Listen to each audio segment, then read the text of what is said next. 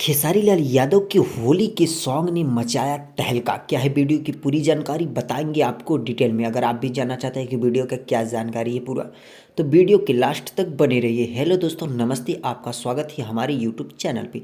जैसा कि आपको बता दें कि हमारे भोजपुरी इंडस्ट्री के hit machine and trending star super star Khesari Lal Yadav ji का एक होली का बहुत ही गजब का सॉन्ग आया है, जो कि वो सॉन्ग आपको सुनने के बाद बहुत ही गजब का लगने वाला है। ऐसा सॉन्ग आप कभी नहीं सुने होंगे, मेरा तो ये वादा है।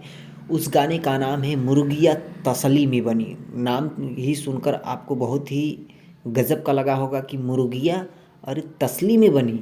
अगर आप खेसारी लाल यादव जी के फैंस हैं तो यह सॉन्ग आप तुरंत जाकर यूट्यूब पर सर्च मार कर सुनिए कि मुर्गिया तसली में बनी।